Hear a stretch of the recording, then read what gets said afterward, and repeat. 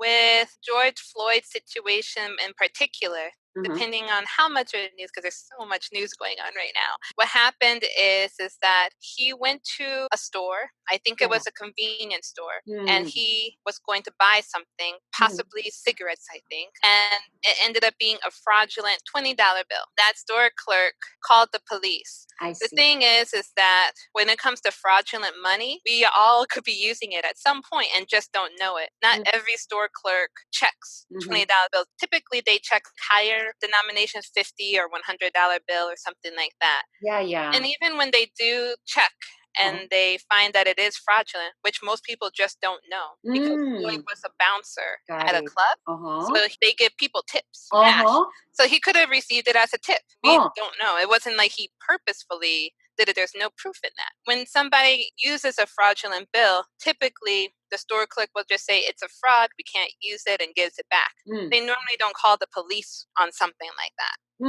So the owner of that particular store said, if I was there, I would have just given him the money back. But that store clerk called the police, and then the police came, and that one particular police officer actually worked at the same club that George Floyd worked at. The police officer worked outside, and then Floyd was working inside, I guess, at that particular time when they were working together. I see. So the club owner said they had really great relationship with Floyd.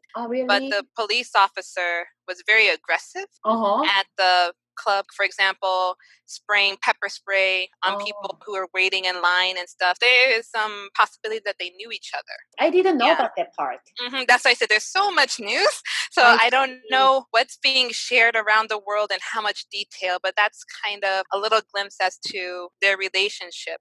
Got it. As for whether they had any personal issues between each other, I personally have not heard anything about it. I would have to look more into it. But from what I heard, there was no personal issues between Floyd and that police officer. So the police officer used excessive force by putting his knee on the neck. I watched Floyd. the video. It was too much. Yeah, it's horrible. And it's using deadly force or excessive force, because you're only supposed to do that like if somebody is resisting or fighting back. But he was handcuffed. He wasn't fighting back. Yeah. He was very calm. He didn't do anything, like try to punch the police officer or kick or anything. He didn't do anything. Yes. So there was no reason for the police officer to sit on his neck, especially after he was handcuffed and laying on his stomach.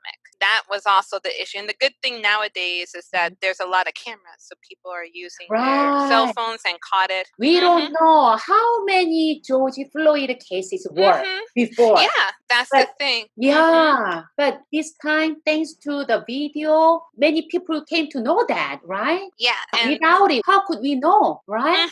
Actually, this police officer was working for 19 years. And he had 18, I'm not sure the exact term, but 18 disputes or complaints of some sort. It's not his first incident of having complaints and issues with how he performed. 2 of the police officers who were with him were rookies. So they weren't even police officers for almost not even 1 full month, which is sad because they had to figure out what to do in that situation. I would choose saving the life of somebody who's not fighting back. But you know, they had to choose either this not following the orders of their superior. They just started like a few weeks ago. So there's so much news, but they're still figuring out what the sentence and other things are going to be if they haven't already. Maybe they have. But for a police officer to get charged, put in prison is very difficult. Yeah. Because the courts tend to believe that the police are truthful and honest and righteous. They're doing the right thing. So the courts tend to believe the police first, not the citizen or the defendant or anything like that. So what happened is that he got charged for second-degree murder at one point.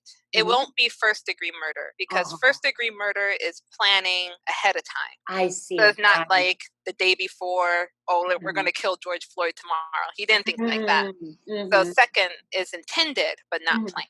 As for the other police officers, the other 3, I'm not exactly sure what's going to be done with them because they can be charged with assisting in a murder in some way. So people were very outraged. And as you saw with the many protests, there's a combination of peaceful protests, rioting, and looting. Yeah. So it's like a mixture both, and it's kind of conflicting each other as well.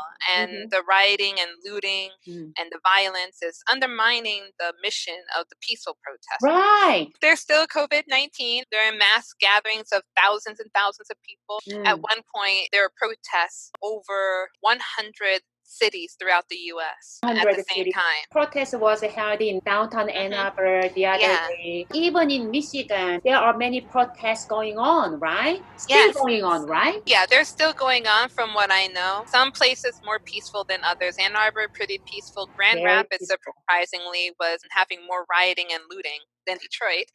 Detroit was more peaceful. Why do they do that? I don't know why they do it. That's hard and impossible for me to really say, but if I think about it, there are people with ill intentions in the groups because there are people who are planting things, encourage violence. Some news spots were talking about this. They're called agitators because they are trying to go ahead and instill anger and frustration in people. These people put a pile of bricks on the street randomly. Why would there be bricks there or stones? When things get heightened up, either the agitator throws the first one or some other protesters who started out peaceful become angry, and then they might think subconsciously, oh, I'm going to throw something. I want to throw something. There's bricks here. And then you start throwing.